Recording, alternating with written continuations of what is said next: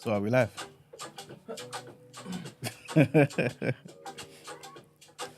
Just a little technical something there, people. Okay, so we're live, yeah? Yeah? Okay, people. What's good? What's going on, man? It's Thursday, the 27th of April. Welcome to TDA, the day after, your favorite news platform and the home of popular culture, as defined by you, the culture. And of course, we are hosted by the best. I'm going to allow everyone to introduce themselves. Okay.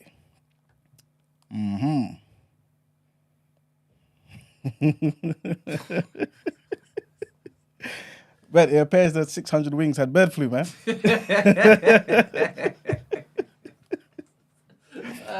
Hey. We were saying on the show that you got to be careful of bird flu, innit? And how, obviously, the government was saying, you know, everything's cool now. You can have your free-range eggs and things of that nature.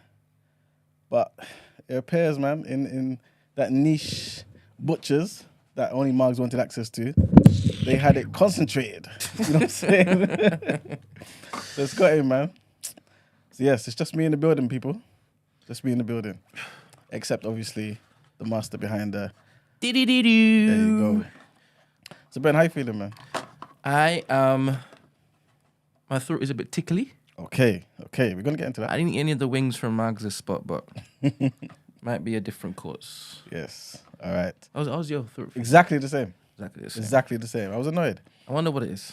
I haven't told the people. Obviously, if you haven't guessed already, Big Man Youth also not in the building. Wasn't meant to be in today anyway. But he came in yesterday because he wanted to do, I guess you guys, I don't know, wanted to do something good.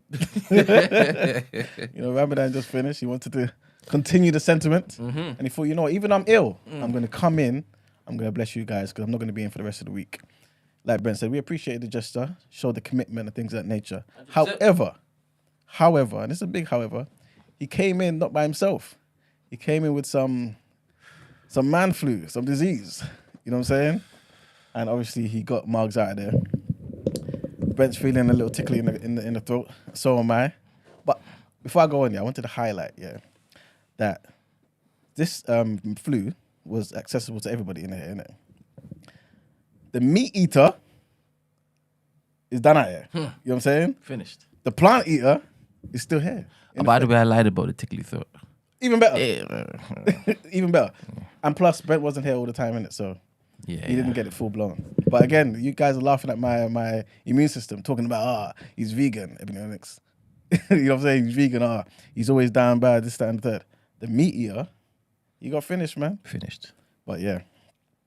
Brent. So yes, Mags is not going to be here. Yes, he's not going to be here, But man, unfortunately. I can guarantee you, everybody who tunes into No Behaviour, he will be here this evening. Yo, if he turns up for No Behaviour. He will. Now, you guys need to get onto him if he turns up for No Behaviour. He can't be using those excuses like, I felt better now, innit? Like, I was rough in the morning and things of that nature. He said miraculous. You know what I'm saying? But bear in mind, he'd been messaging me during the day when I was showing him all the responses of the people from the community regarding Wingate. So he's like, yeah. I'm not going to come in. I was like, you have to come in. I have something to address. I have to apologize to you. He said, no, you're not just going to apologize. You're going to get onto me for something and I don't know what it is yet. I said, I wouldn't do that. So I don't know if it is he's sick because of Yusuf. Okay. Or if it is that he didn't want me to basically, apologize to him. Okay. And obviously apologize for the vacuum packed thing. Because that was vacuum packed, vacuum real? Sealed. That's right. 100%. How many were in there? Don't know. It looked a bit plentiful. After eating 15 of them. But we don't know. But we will see. Friday is Friday. And then there's Monday is Monday. I'm going to see him. This is true. There are a few questions I want to ask him. But Monday's bank holiday though, man. Oh, this Monday? I believe so. Serious? I think so. Because you know we've got 3 bank holidays in May. Okay. The first week, second week, and the last week. You know the coronation and that. I was going to ask you, how committed are you to this whole every weekday thing? Because obviously I'm here even during bank holidays. How committed are you? I'm on it, you know. Yeah? I So was be me, you, and somebody else? Yeah, I don't Maybe mind. Ramsey and that? I don't mind. Yes. Oh, no, Ramsey's not around, man. What happened to Ramsey? He's in Morocco. He's not wrong now. Yeah. But in the future. Yeah. I thought you meant for this like thingy. Yeah, I want to turn the heat up a bit during those episodes, so people look forward to the bank holidays. All right. Yeah, I'm down, man. What are you guys saying? Yeah, what y'all say? Let me know. In fact, I might do a poll. In fact, I don't want to do a poll because I've done a poll already, and I want the likes to go up. So Okay. I'll utilize that for. But you know what? I think we should still kind of touch on the Wingate situation a bit. Yeah. Obviously, he's not here to receive the apology. Yeah. So I need to apologize Yes. either way because obviously I did this on a public platform. Yes. So I apologize for accusing him of lying about it not being vacuum sealed, right? Now, off the back of the energy he was giving me and the correspondence whilst in the studio, it led me to call him a liar, right? Accountability 100% is on me, right? You're I'm not blaming him. All right, cool. Let me see if it is. I can't switch it to him, can I? Not from here. Never mind. By the way, I'm sitting in Emmanuel's seat, so I'm not in front of my switcher. But he's intently listening. Yes. All right. So that I have to apologize for because he proved without a shadow of a doubt that they were vacuum packed. They were sealed. This is true. What else do I have to apologize for? Well, I did ask him to send me a video of the 15 wings in the air fryer using the air fryer basket. Okay. You may not be aware. The Ninja XL. Yeah, it's quite big. No, I've seen your one, innit? Yeah. And there's the grill and then there's the air fryer. Now, I use both of these all the time. Sorry, but the grill and the air fryer. So they're two There's kind two, of, like, like a grates or Yeah. things. Yeah. So you have to, when you're grilling it, you have to put the grill plate on. When it is using the air fryer, it's the air fryer basket that you have to put on. Okay, but it's not two at the same time. Not though, two at the innit? same time. Okay, cool. You just interchange. Interchange. Okay, cool. Yeah. So when he said there were 15 wings in the air fryer, I'm like, wait, no, how? Right? Now, if you use the grill, maybe you can squeeze them all together, right? But if you use the basket, it's impossible. That's why I asked him on the show, did you use the grill plate or did you use the basket? He said he fried it, right? So I'm like, it's impossible. Now, it might even be possible if the wings were from midget chickens, right? Okay. Like incredibly midget chickens. You know, sometimes you get them quail and whatever. Yeah. If you use them wings, then cool, right? Yep. So when I saw the video of the 20 wings, you see, if you just remove 5 of those, there's no way that's fitting in there. at all, right? Now, they looked like small wings, right? Okay. But even if it is, they use those same wings, there's no way it's fitting. So I was like, look, just give me the video so I know that you ate 15. Yeah. Do you understand? Yeah. Now, I can help him. But to be fair though, remember he cut them up. So when you got more flexibility that way. Just wanted to throw that in there. And we ascertained that he probably cut them up. Hence, there being 15. Remember me shouting 7.5? Yeah. You had 7.5 wings. Yeah. He said, no, I had 15. Right? So it could have been that he cut them up. And I can entertain 7.5 being in that basket. All Right? Cool. Now, I came home yesterday. I went to my butcher's before I went to gym. Okay. Just to see what type of... Where the disparity? Yeah. Right? As soon as I went to my butcher's in Ilford, right? I saw £3.50 per 500 grams. So what? So okay. Which is ridiculous. It's very expensive, right? Okay. So I'm like, oh crap. But they were jumbo wings. I don't know if they were full of water, Yeah. but they were jumbo wings, right? So I'm like, look, just give me 6 of them portions, please. I wanted 3 at least. I wanted him to see, look, this is what happens when it is you put these wings in this air fryer, right? So I managed 6 or 7, right? And this is without me chopping it. Okay. So essentially it's 15, right? All right. Yeah. And these are jumbo. These are jumbo. Again, wait. These are jumbo. Yes. So Are you saying? I'm not saying. I'm just reminding you. Are you saying? Because remember, you said just now he cut them in half. Yeah. And it became 15, right? Yeah. So if it is that you kept it with 15, then we can have this conversation. No, Either which way, 15 is not touching that. The size of those wings that I saw on that particular cutting board, a chopping board, it's not fitting in the air fryer. Yeah. Fried. Okay. Cabinet thing. Okay. To be fair, Yes. just to add another thingy in there, right? He did say, because remember, how you cook yours may be different to how you cook his. Like, he might be the type of guy who just puts everything in, and then every 10 minutes goes and turns things over, puts one underneath the other and one above and things of that nature. But you just put yours where you can leave it for 20 minutes or whatever, come back and it's done. You know what I'm saying? There's nothing restricting the top and the underneath. All right, so if it is you place the meat in the manner in which you want to place it, you don't get it cooked evenly. Exactly. So you have to go back to maybe every 10 minutes. No.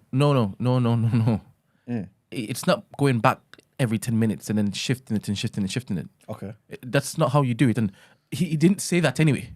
No, but he was saying, remember, he said something along the lines of, like, he kind of put them kind of on top. He kind of said that. No, like he said he has done it before. You should never cook meat like that. Yeah, of course. No, and I don't think he did. All right. But look, to be honest, you're playing devil's advocate. You're given reason. Yeah, he's not here. Justification, so, 100%. You are sitting for him, and I want him to basically say that's what he did, right? But I still want to see it, right? I want to see the 15 wings and how it sits in that air fryer. Now, I honestly believe he didn't eat 15 wings. Okay, cool. Now, this is my qualm with the math. All right. So initially, I could care less about the whole moving from 600 to 20, right? This is neither here nor there. I mean, we literally heard him move the goalpost, right? Essentially, it was 2 foot 40. That's what I was like. It's impossible to get any sort of deal where you get £2, 40 wings for £2. Impossible, right? Yeah. Now, essentially, he had to stick by that number because he initially said he ate 15. And there were 20 or 30 still left in the bag, right? So obviously that's more than 40. But this is the resounding baseline that he had to basically stick to. And this is why it is that he got so... Can I just ask a question quickly? Yeah. Cool. When he showed, because remember he showed his freezer, innit? Yes. Was it 2 bags in there? No, there was something from Morrison's or something. Okay, cool. Because I'm trying to think. Like, he had the vacuum packed one. Yes. But did he have the other bag that he touched as well? Because remember, the other bag is where he took the 15 from. Oh. You know what I'm saying? Hold up. Is that cool? Yes. Guys, hold on one second. Hold up. We're going to get the phone. It's Mark's. Oh, is it Mugs? Yeah.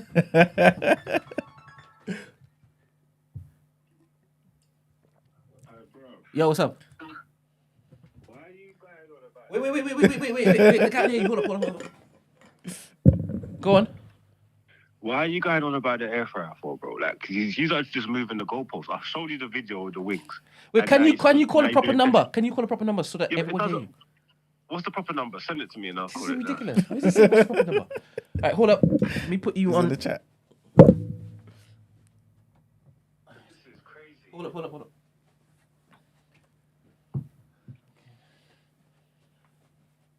Have you got a pencil? Pen? Use it. I've got it. 0756 Watch it. 0756. Yeah. 484 Yeah. 1073.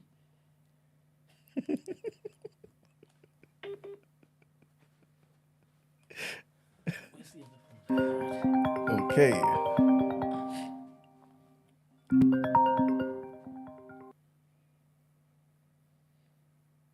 Trying to do misdirection for. Okay. Mark's on the line, guys. All right. Hello?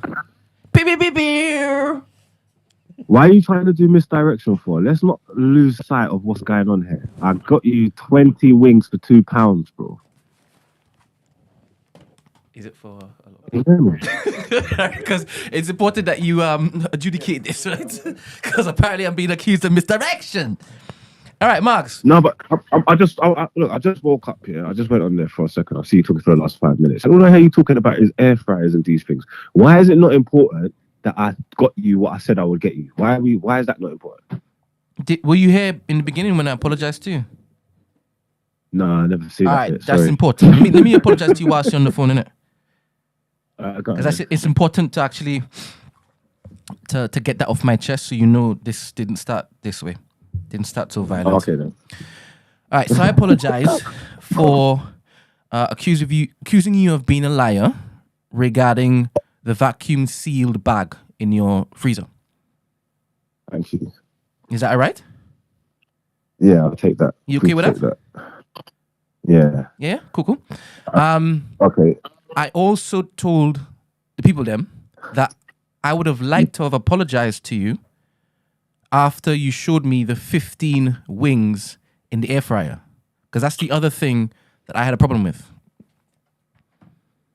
Okay, so I know what you're saying, yeah, that you're not supposed to cook meat like that, yeah. But yeah, if I split them all up and just threw them in there and jumbled them up, why can't they could fit? No, 100%. You can fit 15 split wings. And you know, look at this thing, yeah. We're being funny, yeah, because obviously, yeah, you got so what I've done, innit, yeah. So regardless, yeah, like the numbers, the math is always going to be shaky, innit? No. Don't gloss over this. Let's focus on the air fryer. We move on to that just now. Because we're going around in circles. No, we don't have to go around in circles. We have all day here. You're in your bed. You're comfortable. I see you tonight. It's all right. I might not come tonight. It depends. I might not come tonight. It depends how Yusuf, I told Yusuf, why is he coming to work and he's sick for, bro? It doesn't make no sense, bro. Don't worry, you will save it for the reaction. All right, then I'm gonna try and watch along. I'm calling during the reaction. But, all right. Sorry, no. You know what? I'm so pissed I'm not there, bro. Like, this is crazy. With whole Wingate and with everything that happened last night. This is mad. No, it's a bit convenient, to be honest, bro. Convenient for you. How? I always turn up and hold myself accountable. Bro, I'll be honest with you. I'm messed up, bro. I need to go jump in the bath. All right, love. All right, cool. All right, let me just switch it back to you, man. Hold up. All right. Marks is done talking. I need to find a different way to do this. To be fair though, Mark's got his justice, I think, because I think most people kind of side with Mark's, man. All right, he redeemed himself. All right, so tell me something. Because I know I get onto you sometimes when it is that you keep accusing people of lack of critical thinking, right? Yeah. Now, I'm not sure if it is that you are aware. I wanted him to be right. Yeah, of course. I wanted him to be able to buy 40 wings for £2. I said I wanted him to be my wingman. Yep. Do you understand? I wanted this to be true. I even reduced it to 20. It was me that reduced it to 20. Yeah. I was the one who said, please, at least give me 20. Yeah. And that's when it changed again to, 100% at least 20. And I think that's what has fooled people. That's what is getting people saying that he bust case. What are you talking about? No, but the thing is, bro, yeah. If you're in court, yeah, and there's 10 different charges, yeah, and 5 go away, 6, 7, He even bust 8. case? He bust case? You bust case, man. Tell me the cases that he bust. The 600 one. Based on the claims. Yeah. No. That was exaggeration. Don't say he bust case for the 600 one. Because no prosecutor would bring that to him. Because he was like, yeah, I was lying. All right, cool. Exaggerated. Yes. Cool. The 40. That's the main claim, though. But the thing is, though, we don't have any evidence that the 40 was a lie still. No, and here is where the math is higgy. Okay, and also, Brent, I want to throw this in there as his lawyer. Yesterday's payment was £2 on the dot. Again, and we will get to that. We will get to that. That's what I said in math. So, you know what's funny about this? What's funny about this is the maths is going to be in the topic of the day too. Oh, is it? All right. It's an entire theme for the day. Lovely. So, if we take him at his word, last week he bought a pack of wings that constituted 35, maybe 40. Okay. Right? Just based on him saying he ate 15. Yes. And he has about 20 to 30 in the bag. Now, bear in mind, he's just assuming it was 20 or 30. And I even believe he's assuming it was 15. Okay. Right? Now, we can only take what he's given us. So off the back of that, he spent £2.16. That's the detailed figure for 35 to 40 wings last week. Yes. And he said each time he goes there, it's round about the same price. So inflation hasn't licked anything over the past however many months he's bought wings from that particular place, right? Now, he's gone on a journey, on a mission after being accused of being a liar here. And he's gone there and he's got the last 20 wings. He's then asked the guy, how much does that cost? Yeah. And then the footage cuts out. The footage cuts out. We've all been in situations where our battery dies. Look, 100%. So, the you know what I battery mean? may have died. Yeah. And you were in a cold environment anyway. The meat needs to be, kept and preserved and that. You get me? Yeah. 100%. But have you ever gotten a receipt from a butcher after the butcher has placed it on a scale? Measuring their metrics.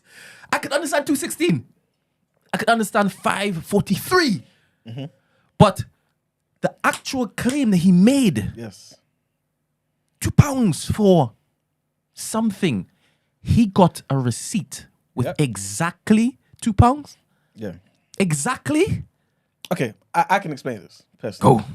I've been in situations, right? I've been to the butcher's maybe, or another establishment, right, where the thing cost £2 something, and the person was like, "Just give me £2." You know what I'm saying? Yeah. And we do live in a contactless era. Yeah. So it's the same thing. Yeah. Just like instead of just the £2, 4p, £2. Just type in £2. Just, you know what I'm saying? Yeah. So that is possible. Fair. And also, to kind of how I see last week's situation. Wait. Okay. I can take what you've said. Okay. And I granted, right? And to be honest, I'm still happy because you've gotten 20 wings for £2. Remember, this is what I wanted. At least. Right? So you've done that. 100%. You're my wingman from now on, right? And I apologize for the freezer this down the next. But you're now my wingman. You've made me happy. But you should be pissed because inflation, cost of living has reduced the amount of wings you get for the same amount of money, and it's only been a week. Last week you got 40, this week you get 20. Okay. And he seemed happy that he got the 20, as though he wasn't puzzled as to how come last week it was 40, double this. And now it's £2. I have a theory. Okay. I believe as we are in a contactless society, age, whereas we're just buying on the go, and he's a busy man. He's normally juggling 3 different projects whilst he's doing different things. So he could have come, give me some wings, big man. Got the wings together. It came up to $4.45. He just put his thing there, boop, boop, and he left. Okay. No. Don't put all of them in the bag. I need to cook some when I get home, take it out the bag, and come home. Okay. Right? I believe it was double the amount of money he paid yesterday. So what he's saying is my client doesn't know how much he's paying. He didn't know how much he paid last week. Because your client is clever enough, he's smart enough, he's cerebral to not be pissed that in the space of 7 days, 7 working days, the cost has doubled. This is worse than Sainsbury's. Okay, you make very good points about the doubling cost of the wings. However, what I would like to say is this not possible? Is it possible for my client to have gone to that particular butcher's at a time in the day, Brent? At a very pivotal time in the day, i.e. close to closure, where them wings... Did you want to get rid of it? Remember what Mark said. He came with what? He came with one big bag. One big bag. That means the contents potentially of that entire freezer of wings in that freezer. Yeah. You know what I'm saying? Yeah. I hear what you're saying, and I want to believe this. Okay. However, Marg's evenings are normally done recording. Normally, not always. But he did say they're always this price. They're always this price. Okay. So I'm guessing he doesn't always go in the evening. Okay. That's And true. again, I present to you the lack of shock when it is the guy said last week's price is not today's price. I mean, that happens in the crack game too. So I you know hear what I'm that, saying? but we heard how we got pissed in Nando's. We heard how he responded in Nando's This is true. when they messed with his food. That's a bit different because Marks never went to the butcher's thinking he was going to eat right there. He wasn't hungry. He wasn't as hungry. He was even on a mission for. This is, you know what I'm saying? At Nando's, it's like, cool. I'm here expecting my food any minute now. And I don't get it. And plus, you're messing with me. Can't disrespect me. So your explanation is that, yes, he got 40 wings last week and he paid a reduced price because it was at the end of the day. They just wanted to get rid of the wings. What you have to factor in, right, especially when you look at this economically, even if the wings were not going off, right, could the removal of those wings provide more space for something of more value? So bigger, I don't know. I don't eat meat no more, so I don't know. The joints, the lamb, this, you know what I'm saying? Stop. There's a little wiggly hole in this particular theory. Okay, tell me. Because Marga the Pum Pum father That's who he is? said he would like some wings. Uh-huh. There were no wings on display. The man said, hold up. This is true. Let me go to the long stay refrigeration unit. Yes. So this idea that they're trying to get rid of these wings, I don't think it can fly. Because in that video that Marga the Pum Pum father showed us, the Morrison's pack had 19th of February on it. Okay. We're in April. Yes. So wings can stay in the freezer for long. This is very true, Brent. In fact, meat generally. Generally. But remember, when you're at home, right, and there is no import, export going on, it's just, let me eat, right? It's different. There's no opportunity cost lost, potentially. For as long as them wings stay there, and as cheap as they are, I could make space for something bigger. The steaks, you know, the rump steaks, I don't even know what they're called now. The loin and them things there. How could we possibly make this Yusuf's fault? You know, the thing is, I've been thinking this from the very beginning. Yeah? Personally, I think it is. Yeah, 100%. How though? You have to remember, during the holy month of Ramadan, Yes. when Yusuf was not here. Wait. Okay. Can you remember when Marg sent the videos into the WhatsApp group? Yes. And Yusuf said... Wait a minute. Are these halal? Yes.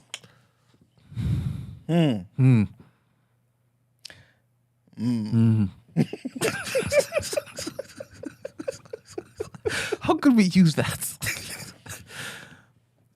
When you look at it from an economics point of view, right? Yes. The fact that they were not halal, are they halal? Marg said no. They weren't halal. Yeah. I think Yusuf saw the white man, heard the Yeah. white voice, you know, to cock the accent and that. And he said, wait, are these halal? You know what I'm I saying? can't even use this At all. at all. Why is halal wings more expensive than non-halal? You'd think that the blood is the... I think what it is the because, gold. respectfully now, I don't necessarily believe this to be the case, but I've heard many a time that chicken, that is animals that are killed in the halal way, Yes. taste better. Mm. So potentially, I that hear makes it, up I for hear the increase in price. I hear it. You know what I'm saying? I hear it. So you're going into a butcher's that ain't halal. They don't care about them things there At all. They don't care about the taste, the quality, and this, that, and the next. at all. They're pagans. So they just like, okay, cool. You know what? This wing here from here, there. Yeah. Like you can have in the same batch wing from Ukraine and one from Singapore. Just mix it in there. Just mix everything. Oh, So you know what I'm Pagans. saying? You're not really going to have that quality standard there. You know what I'm saying? Yeah, man, Yusuf. Somehow you've you've done this. yeah, he has. Hold up, we just let people. You just see Yusuf's face. Man. Yep. Oh man. What happened?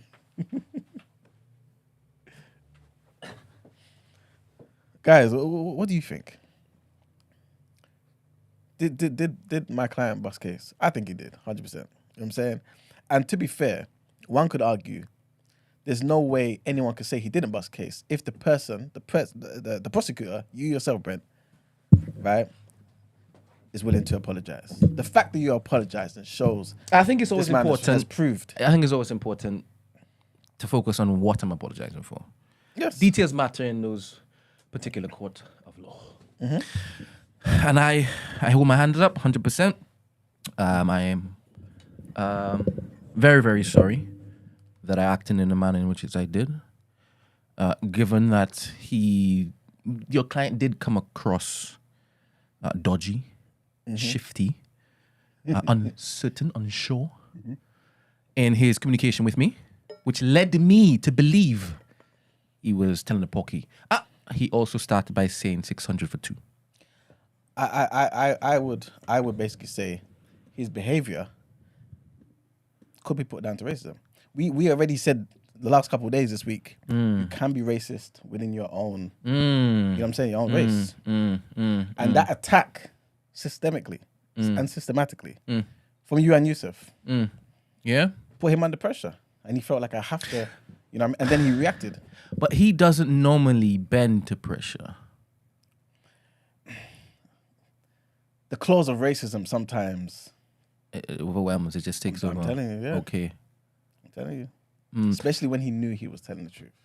And that's the sign of an honest man. He did really get incensed, didn't he? Like he really did get vex. Real vex. He wished death upon all of us. Except me. You weren't representing him then. This is true. He said, everybody in this room, may you die. If I'm lying, may you die. And the thing is, the brazenness of Where's that. Yusuf?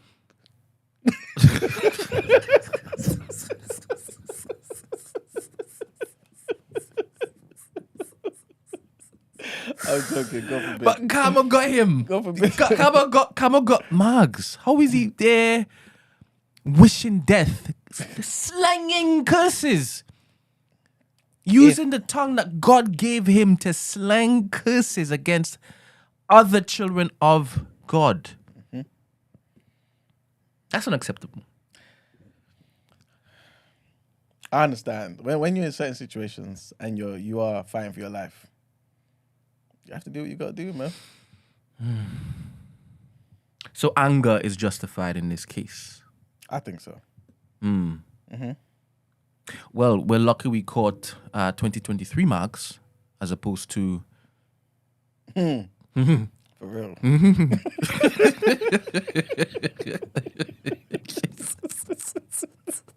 Because he could have pulled out an oh ye. Bang, bang.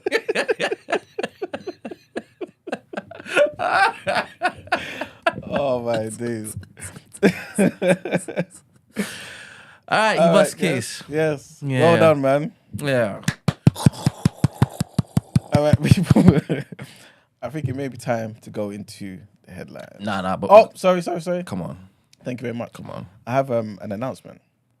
As you guys know, man, we like to big up people in the community. You guys support us, you know what I mean? Like, show your commitment to TDA, man. And somebody in the community by the name of Amy Snowglobe, which all of you should know, basically she sold one of her paintings. And I know this may sound somewhat like, a bit trivial. No, this is a big deal. Brent will basically elaborate a bit further. But this was a gallery with paintings from loads of proper esteemed... All over the world, too. Yes, esteemed painters, right? And she got the email saying, Your picture has been chosen, man. So just to give her some, you know what I'm saying? Some praise, man. Black excellence there. If you guys don't know, go into her Insta page. I hope she puts it in. No? She mean all that. Okay, sorry. I'm sorry. Well, basically the point. Wait, she got a website though. Yeah, she does. Will she mind that? She mean it. Amy, you speak. you speak.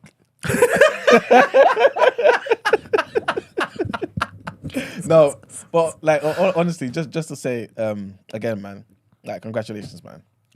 You know how proud I was when it is at one, she said that she had been chosen to even be there. sit amongst all these great paintings and whatnot. And she showed me as many paintings as she could, and some of them were astounding, right? Crazy. And for her to get her sold, big things. And I told her, I hope it is that you are inspired to continue looking to, get involved in this kind of stuff, because it's wavy, man. Wavy. But you never know who in our communities this talented, skilled, this and that. They're just chilling, turning up every day, supporting us. Being quiet in this and next when they're pulling up roots out there, man. 100%. Love it, guys, man. Keep up the greatness. You know what I'm saying? In whatever way that manifests itself. You know what I mean? But yeah. Let's go on headlines, man. All right. Hopefully, when I press this works.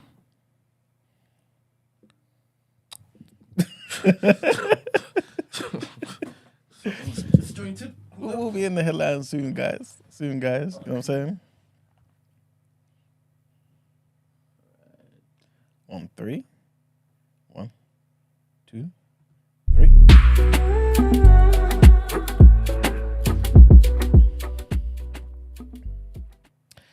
All right, so our first headline, yeah. The Prime Minister was challenged in the Commons by the Labour MP Bell Ribeiro Addy, who said former Prime Ministers and heads of state had only ever expressed sorrow or deep regret since the late MP Bernie Grant first asked the government for an apology 23 years ago for the UK's involvement in the slave trade. Remember, I don't want to be on this for too long, but remember, I think it was just yesterday, in fact, I was talking about how the Portuguese president came out to say, we have to do more than the sorry. You know what I'm saying? We have to actually acknowledge our role and actually look at certain things. He didn't come up with a plan, but at least that was the kind of sentiment, right? Rishi Sunak has said point blank, no, I'm not apologising for nothing. Earlier this week, descendants of some of Britain's wealthiest enslavers called on the government both to apologise for slavery and begin a programme of reparative justice in recognition of the ongoing consequences of this crime against humanity. Ribeiro Addy said at the Prime Minister's questions, there has been no acknowledgement of the wealth that has been amassed or the fact that our country took out the largest loan it ever has to pay off the slave owners and not the enslaved. Are you hearing this? They paid off the slave owners and not the enslaved. Again, people, do your research and you see how sickness, the sickness that was rife. Mr. Sunak responded. He said, no. What I think our focus should now be on doing is, of course, understanding our history and all its parts, not running away from it. But right now, making sure that we have a society which is inclusive and tolerant of people from all backgrounds. A Labour spokesperson said that Ribeiro Addy's call for reparations was not party policy. Again, sorry to keep breaking up this headline, right? But remember, everyone's saying I'm anti-Labour, this, that, and the third, right? But listen to this. A Labour spokesperson has taken the time to come out and say, her doing this was her own thing. You know what I'm saying? This is not party policy asking, you know what I'm saying? They really want to distance themselves from anything that I think, anyway, promotes or uplifts black people. You know what I'm saying? It may sound a bit harsh, but I really feel like they should be doing better. The same spokesperson said she's right to highlight the appalling history of the slave trade, but added that on the specific point of reparations, the point she was making is not Labour party policy. Also, Rishi Sunak, in the news again, he wins the vote on controversial illegal migration bill, which we spoke about yesterday also, I believe. The UK government overcame opposition from within the ruling Conservative Party on Wednesday to drive divisive new legislation aimed at deterring asylum seekers from crossing the Channel to the UK through the House of Commons. The bill will bar claiming asylum for almost anyone entering Britain on small boats or without prior permission, imposing a legal duty on the Home Secretary to detain and remove such people to a safe third country or to their country of origin. After days of wrangling in which Prime Minister Rishi Sunak made concessions to both the right and centre of the Tory party to head off rebellions, MPs supported the legislation by a majority of 289 to 230. It will now go to the House of Lords, where senior Tories acknowledge it will face stiffer opposition. Suella Braverman, the Home Secretary, claimed on Wednesday that the UK would remain compliant with international obligations. But the UN High Commissioner for Refugees, Britain's Equalities and Rights Commission, and opposition parties say the legislation, if passed, will put the country in clear breach of the UN Convention on Refugees and several other treaties. And the last headline, the Health Department officials have raised concerns about Steve Barclay's behaviour.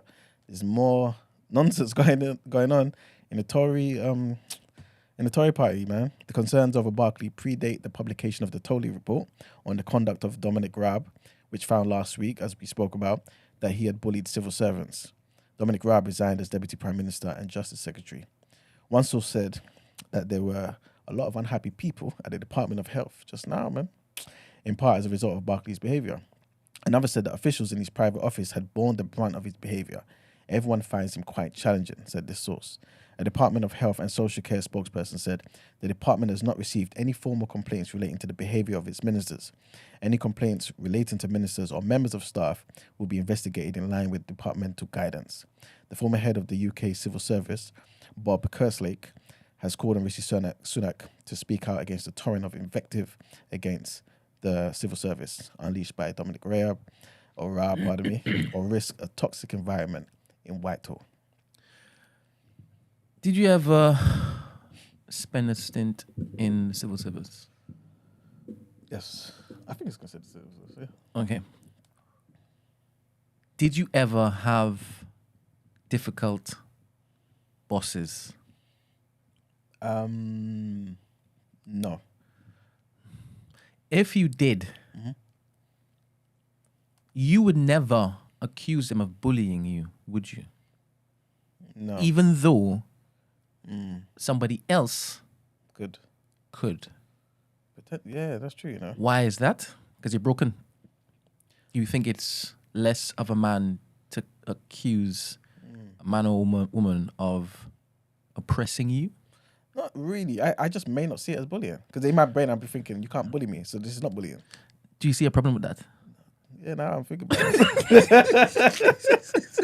Because whilst you read that, I'm thinking, well, a lot of people were accusing him of bullying. And we've covered a couple articles over the last few months where bullying was the topic, the theme, right? Yeah.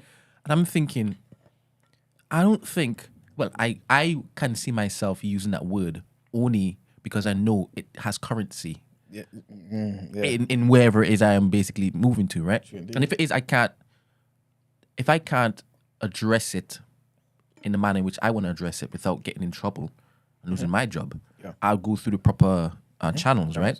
But I don't see you sitting in front of somebody, HR, whatever, saying, yeah, the person bullied me. That's true, you know. And keeping a straight face as well. Which is crazy, isn't it? It is crazy.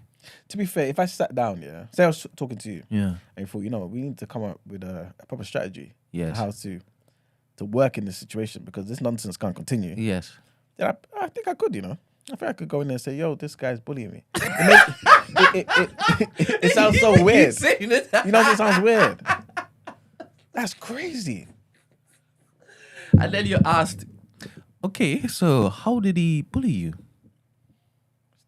Oh my days, I was struggling, you would say, the email he sent, it was a bit hostile, microaggressions. You have to jump into the bag. Jump into the bag. Obviously, you might have to consult with somebody who might be able to educate you on the latest ones, isn't it? Yes. Through the internet, sprinkle. But I really don't see your mouth opening up and saying somebody bullied me. That's crazy. It is crazy. Yeah, man. And that's the toxic masculinity that's affecting you, isn't it? I need to work on that, man. You sure? I think so. Last week, you may not have said you need to work on it. You would have found a way. You've already spent your bullshitting defending this guy. Certainly, you're tapped out right now. No, but you know what it is? I feel like, because sometimes, like, that toxic masculinity stuff, yeah. Yeah. Like, it could prevent you from actually making stride in certain 100%. areas. You know what I'm saying? And that don't make no sense. You see how it's clear to you now, just by that example that's been given to you? Yeah, man. And you've just said you can limit yourself, you can hinder yourself. Yeah. Clasping onto this antiquated... Not even just myself, which is what I'm actually thinking about. Your family, you mean? No, like other black people potentially in that same establishment who may be thinking the same thing or going through something similar. So what are you saying to the men out there like Kevin Thompson? Are you saying if you want to get ahead? I mean, know the rules of the game, man. Okay, you're saying play the game, not... I'm saying know the succumb rules of to the game. Yes, exactly. Oh, because at the end of the day, I feel like say I worked with Kevin Thompson, right, for example, and would you want to? Yeah, no, man. I think we can do something productive. In the same environments in which it is you've worked, do you think Kevin Thompson can survive? Oh, absolutely not. Oh. I'm joking.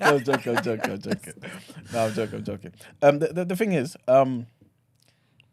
I feel like in them same situations, yeah. Say I heard Kevin went forward and said, "Oh, this person was bullying him." Afterwards, I would know. I would understand. Are you sure? I think so. So. I don't think I'll... Because there's enough... Oh, this is sounding crazy to me as I'm talking. Like, I was basically going to say, yeah, there's enough in the bank for me to know that he wouldn't get bullied like that, innit? There's enough in the bank. Explain. Like his character. I would know, like, from our interaction as colleagues, right? That obviously, you know what I'm saying? Yeah. You can't just bully us, type thing. Yeah. But I would understand why he's gone the bullying route. Oh, so if you heard a rumor that he had gone to HR to complain about another colleague bullying him, you would know that he's basically playing the game because of the character. Exactly. Okay. But again, that's even crazy in itself that my brain would have to resort to even thinking that it's okay that he did this because I know this can't really happen. That's crazy. All right, so in a world full of toxic masculinity supporters, advocates like yourself and Kevin Thompson, does the word bullying exist? Yeah, 100%. How? Maybe the threshold is a bit higher. Maybe, like, you know what I mean? Like, somebody, you'd have to maybe do a lot for me to maybe see that as bullying. You know what I'm saying? Because if it's a bit, lower, I may just see this as men jousting, innit? You know what I'm saying? As opposed to, like, full out bullying the guy. Yeah. Because you would see it as jousting. You just see it as an opportunity to basically, slap back. Where does it end? This is it. It's true. And plus, yeah, man. So you're saying toxic masculinity has no place in civilized society? No, I'm not saying that at all. I'm basically saying you have to understand where its place should be. Because again, I wouldn't call it toxic masculinity, but I understand just using that term. Like, men have to be men, I believe. And sometimes that ruggedness is necessary in certain environments. In the corporate world, yes, everyone's suited and tied up and booted up and things of that nature. But people are conniving. You know what I'm saying? You need to, you know what I'm saying? You need to be the type of guy who ain't just going to lay down for these type of people. Otherwise, they will walk on you, walk all over you. So it has its place. So I see where you're going here. So in the playground, that will be addressed by a little fisticuff, right? Yeah. But you're now saying HR is the new beatdown. Potentially, especially when you're growing up. Because obviously, I wouldn't condone anyone, like, grown adults fighting in work and things of that nature and telling people, watch at 5:30. You know what I'm saying? So you're saying there is no scenario where that is the only recourse? No, I'm not saying that. So when you become an adult, you stop needing the muscles. No, that's probably when you need it. You know what I'm saying? Just in case you need to be prepared. But at work, I feel like nothing should really push you to the point where you feel the need to fight somebody. You know what I'm saying? And especially as black people, we know just raising our voice potentially is us being aggressive. So I think documenting them emails, you know what I'm saying, saving them, whatever you need to do in your inbox, and then letting HR know about this continual chronic nonsense that your manager or supervisor is doing is the best way to show them that we are intellectual. You know what I'm saying? And I'll get you out of here. And if not, I'll speak to your higher up. All right. You know what I mean? Okay. So toxic masculinity for the win, still. Depending on the arena. All right. Yes. Lovely. I think this is going to work.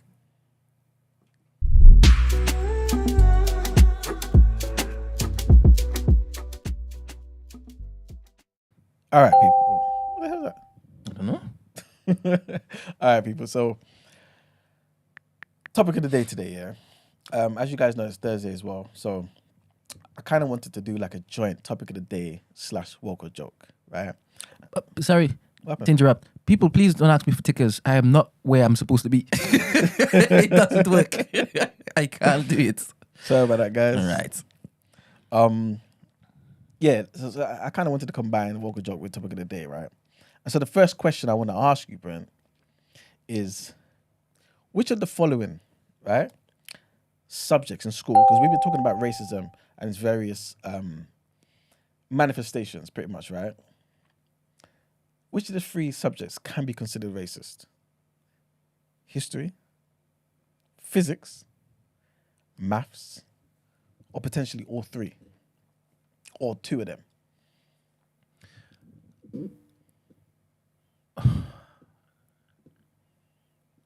Which could be? Yes. I believe all could be. All of them could be racist? I believe so. Okay, tell me how you would arrive at that for each of them. History, just based on what you decide Yeah. to show us, right? What you decide to record, how you record it. And physics, again, the same, because we would just believe whatever it is that we read, right? This is true. So basically, omitting maybe potentially people of color who have made crazy strides for physics. Oh, you're just talking Is that about... what you mean? No. Okay, cool. What do you Because mean? that's still just History. history, I Okay, guess. cool. I guess lying about the stats in which it is we would read in these physics books, right? Okay. And it could lean heavily towards other demographics doing certain things and maybe not showing or reducing the stats of the blacks. Okay. I think you need to be a bit more specific with the physics. Okay, so What type of stats? let's just say...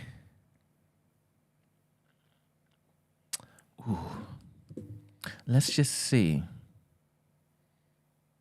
Let me get an example. I'm trying to remember what it is I did in my physics classes.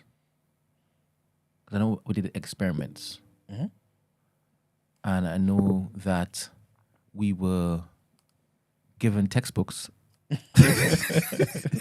I don't know if it is that it ever had a racial element to it. But I'm trying to change the environment where different experiments focused on 2 different people, Okay. right? How fast you run, how high you jump, what happens in your body when it is you're in a climate for a long, that kind of stuff. And whatever is showcased to us or displayed to us is more favorable to the whites than the blacks. That could be a form of racism. Okay. Would you say that's more so in the teaching of it? Yes. Okay. I thought in everything that you're saying, I'm looking at it from a student's perspective. Okay. Because I don't know, obviously physics like is all around us and everything, but I don't know when I actually look to involve myself in conversations about that particular thing. Okay, cool. We'll come back to that. What about maths? So, there was a guest on 3 Shots on Tuesday, and I believe that he was either the director or the writer of Gangs of Lagos or something like that. Okay, cool. Can't remember what the title was. But before we went on air, he was talking about Ifa? Ife? No, wait. Okay. Wait. Let me explain what he said and maybe you can tell me what it's called. Okay, cool. So he said it's this ancient knowledge that people have started calling juju. Oh, Ifa. Ifa. Yeah. Ifa. Yeah. I spoke about it on the show before. Yeah, it's our traditional, like a better word, religion in Yoruba culture. How we broke it down, it's like it was. Maths. Yeah. Yeah, because there's elements of it, but people have let me cut you. Go on. And it's like a secret language that has been passed down via word. And it's just like the secret societies have their own thing in it. And I'm thinking, this is fantastic. Yeah. But I asked him if, a little sidetrack, I asked him if, is there a difference between that and juju? He said yes. So it still exists. It still exists. Yeah. So I wanted to basically talk to you about it because you've just told me you've already spoken about it, but it went in one ear, went on the other ear. But how he was talking about it seemed more fascinating. Obviously, maybe it's because I've tuned you out sometimes, right? My bad. I probably didn't go into any detail, though. I probably just mentioned the fact. That's why. Oh, like thanks. That's nice. That's nice. So in that, the erasure of that, or you remixing it to a negative slant, calling it juju, that could be racist too. I think that's a good point, man. I tried to reach through the physics and the math. I just wanted everything to be racist. The thing with that is, okay, let's go. Let's start from the beginning, kind of. Like I said before, for those who don't know, Ifa. IFA, Ifa, right? Ifa. Yes. It's like the belief system, the traditional belief system of Yoruba people, right? Of course, there's kind of elements of that in other. So like if you go to Cuba, if you go to Haiti, Brazil, they practice Ifa too, right? But it all came from Yoruba people, and those are Yoruba people as well. In fact, some people believe there's more Yoruba people in Brazil than there are in Nigeria, right? But you see, you spoke about the secret knowledge. Remember before? I think Avamir Esther has spoken about Babalawos before. Yeah, exactly. Remind us what that is again. That's what somebody may just say, the juju guy, basically. Babalawo. Yeah, but Baba means what? Father, right? Yeah. Awo is basically wisdom, like a secret wisdom. Yeah. So that's basically the father of the secret wisdom, Yeah. the person who is who has the secret knowledge, right? So he's the one that's carrying the message from the devil. It's not from the devil, Brent. No, this is what people are thinking. Exactly. Yeah. Exactly. And so what a lot of the time the Babalawos will do, right, is use this binary system. Are those the people that hand you like calling cards by the train station? Nah, I don't know about them guys. Okay. It's not them. A Babalawo doesn't really Get about like that. Yeah. The Especially back marketing home. Yeah. You know what I mean? Like you just know where he or she is. Well, sorry, he is. You know what I'm saying? Nowadays So it's never a woman.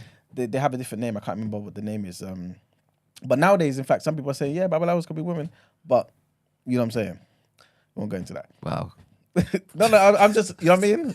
Anyway, so so they use something called Odu, right? Yeah. And there's basically 256 Odus, right? And I'm going into too much detail. No. There's nobody here to interrupt you. I'm interested. So what is an Odu? You said that there are 256, but what is that? Is that letters? Okay, so base. Oh man, I wish I had some type of something to draw and show you. Or if you was there, you'd be able to type it in and show basically. But basically, what it is, oh man. Do you want to put it up on the screen? Yeah, if you don't mind. How do you spell it? ODU. ODU. Yeah. Like the video, guys.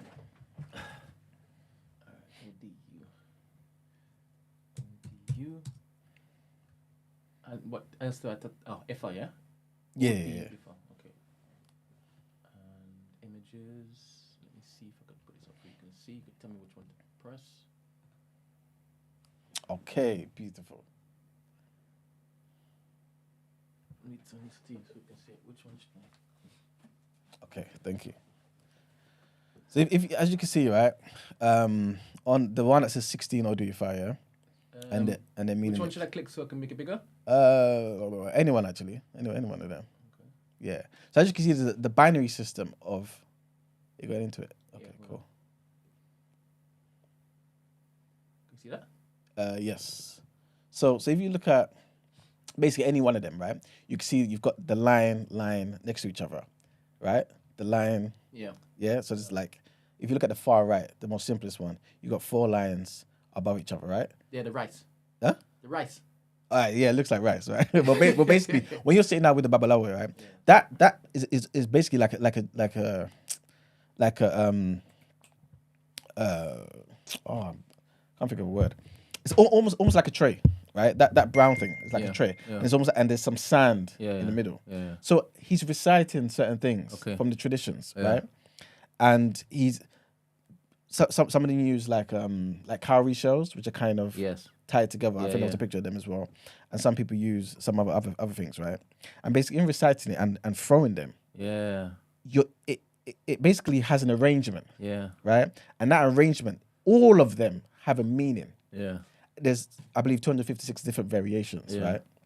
And that's basically how you would then, I'm oversimplifying it, right?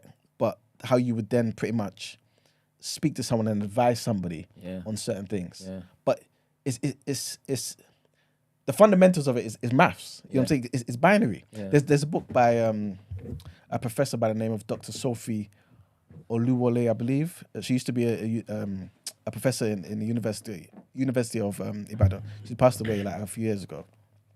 She wrote a book by the name of something along the lines of Socrates and Orunmila. Orunmila is basically the person who, as Yoruba people, we believe gave us Ifa, right? And basically, she's showing the similarities between the sciences and the mathematics that Socrates brought to the world, right? And Orunmila did. So people have demonized Ifa and said, "Oh no, it's juju, it's this, that, and the third." And no, a lot of it is based on maths. You know what I'm saying? Of course, you need to have this secret wisdom to apply certain things, right? But it's not just evil. All right. You said not just evil. Are you saying that there are elements of evil in there? Because human beings are. So you can always use something for your own agendas. Like there are babalawos out there who will say, you know what, come to me, do a sacrifice, I'll make you rich. Obviously, it'll be the sacrifice of someone else's life or this, that, and third. But typically, that's not necessarily what it is. Yeah.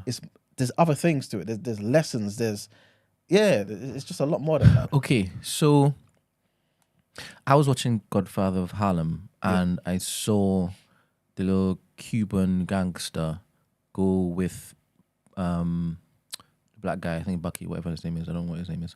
And he consulted a woman who had shells. Yes. And then she went, and she just dashed it. Yeah. And then she looked at it and she read it. Is that the same math you're talking about? Exactly. But you're using rice grains. No, it's not right. Sorry. So basically, thank you for saying that. So basically, remember I said there's like a almost like a tray type thing. Don't know why. So you use shells too? Yeah. You basically use the shells just like that. Yeah. But those things that look like rice grains is basically marks with the fingers. So what comes up, that babalawo will then mark the sand. So with their thingy. What do you use to do the dice game? The cowrie shells. It could be or it is. Yeah. So people use different. Can you things. use teeth? I don't believe so. We don't use teeth. No. So you use cowrie shells and they're kind of tied. And then after he reads it, then he marks it. Yeah. So something will come up. Okay, cool. 1 dash here. Yes. Ah, okay. 2 dashes here. Yeah. That's basically it. All right. And so then afterwards, you now assess what you've done. And, yes. And those are the different variations that you showed on the screen. Is this fortune telling? One could add that if you want to simplify it and call it that. No, I don't want it simplified. I want you to tell me. Because this is the first time I'm hearing about this, right? There's a better word for it. I don't know why I can't remember the word. Is he reading energies? That's probably all. Yeah. Because it's dependent on the person he's speaking to. You know what I'm saying? Like again, in our belief system, we believe that everyone before they came to the physical world was given a purpose, right? I mean, you hear these things in Christianity and all types of belief systems anyway. But a lot of the time we come to the world and we don't know our purpose. Yeah. So one would advise you, it's good to seek out a babalawo who can connect, speak to God and potentially enlighten you and lead you in a way that you can potentially find your purpose. So this sacred secret knowledge comes from God. Yes. And this is the God of the Bible? There's only one God, right? I'm aware. Okay. I'm aware. Yes. Is this the God of the Bible? I would say so, yeah. All right. So the babalawos are doing God's work. To Yoruba people, yeah. To those who believe in Ifa. I want to make a distinction because Thank you.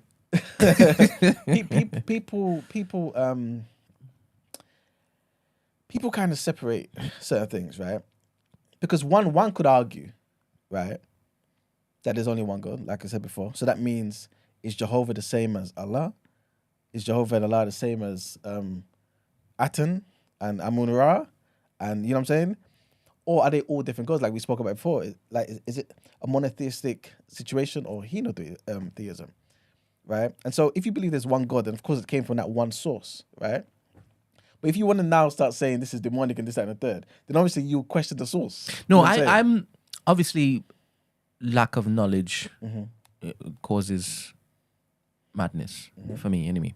I need context, I need details, I need all that crap. So I want to find out these Babalawos. Yeah. Would you seek out the Babalawo to find out the future of or the purpose of your daughter?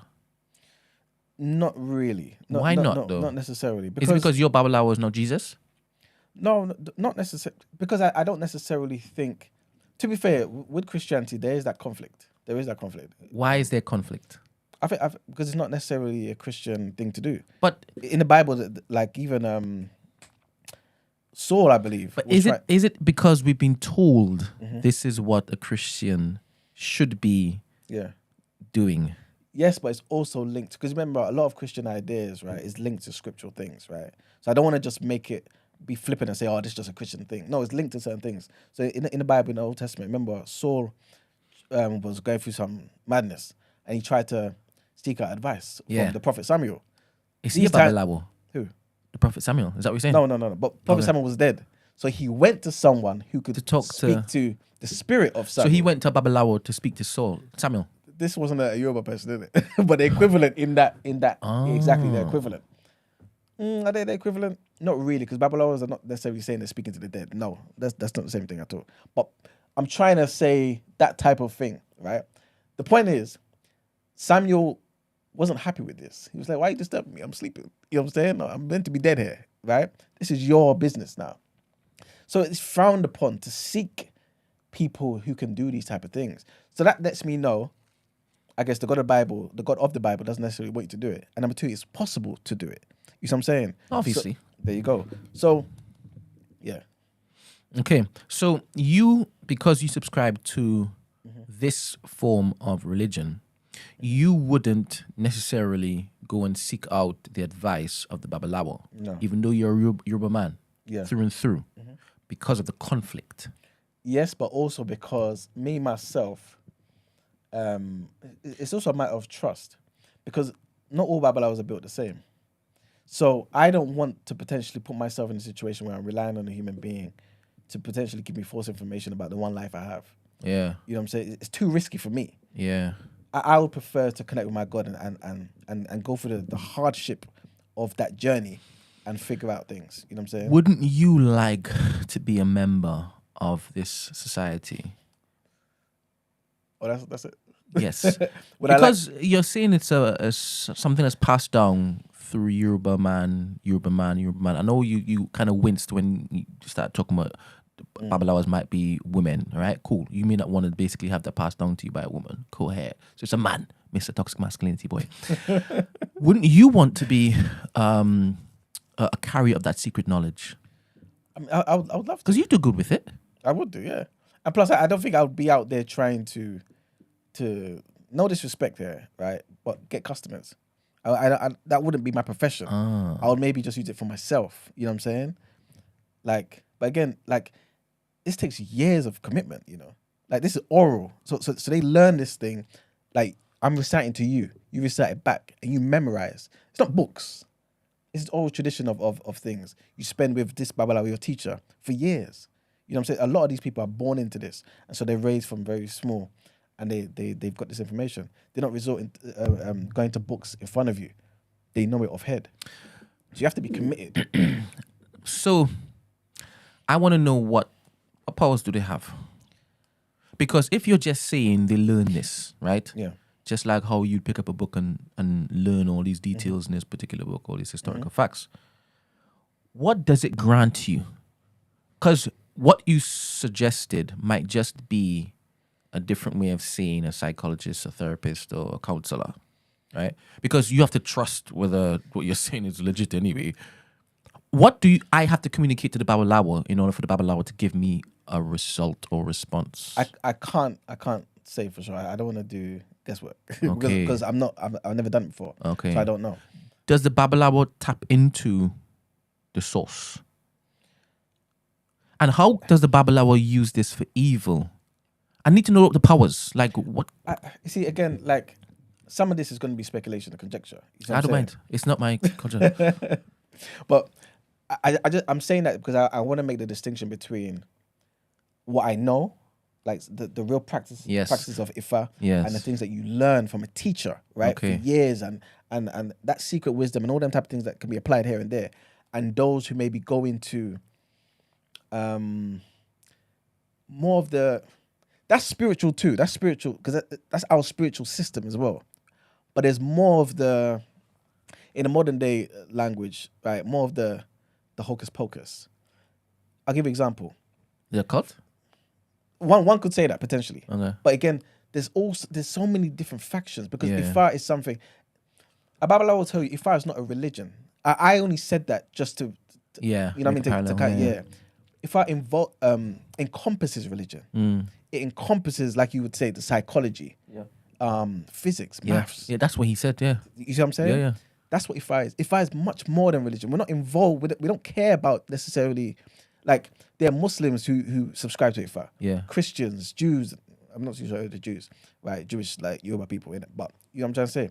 People of different faiths that subscribe to Ifa. So it's more than religion. So I don't want to kind of limit it to that. Yeah. You know what I'm saying? And the hocus pocus part of it is the best parallel I can give is this. If you were to join the Freemasons, Yeah. right? A lot of their wisdom is in books. You can Yeah. look at the works of Albert Pike and other people who contributed to Freemasonry like for centuries, right? But then you've also got those who believe there's a lot of hocus pocus going on there. There's Yeah. occultic elements, right? Yeah. You've got something similar in Yoruba culture too. So you've got something called Ogboni, and that's basically Ogboni. Yeah. Ogboni, right? And that's like our secret society. They practice Ifa, but not this. You can be a Babalawo that's not part of Ogboni. Yeah. You get where I'm coming from? Yeah. So there's a difference. And so I don't want to make generalizations and act like it's all the same because it's not the same. And so if you speak to different people and different things, you may get different thingies. Okay. But like the guy said, Ifa encompasses all of it. Okay. It's our way of life. All right. Okay. And there are obviously levels, because if I go by what he's saying, it's math at a very base level. In the same way we study math and we see math in the cosmos and this, that, and next.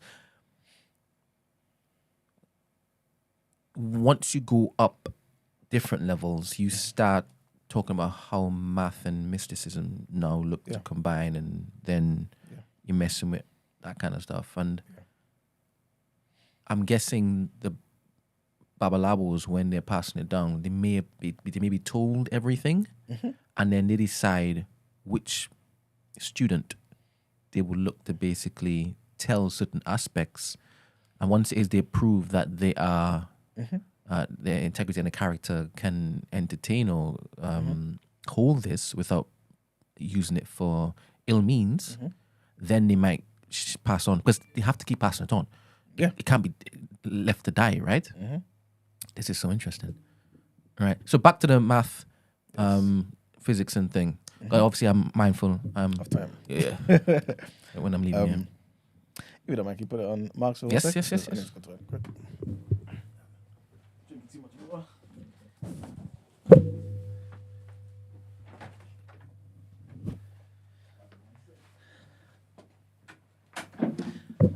Alright, just so you guys are aware, each time it is that Emmanuel ducks out, he's going to use the lavatory. And I have told him that I will do nothing other than put it on a picture. So, yeah.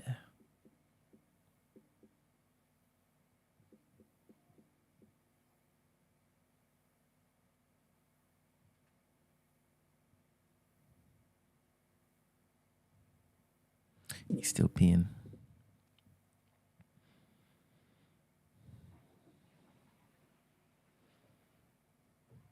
He just flushed the toilet. He's washing his hands.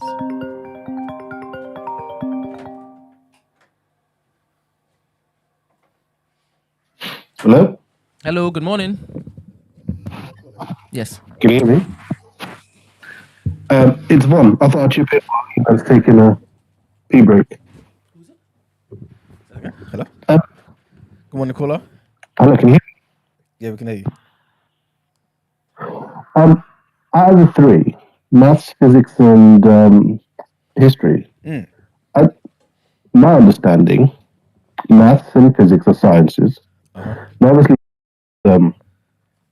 is based on abstract and a set of axioms and a proposition and assumptions that you work through to get to an output, but it's not obviously an exact science.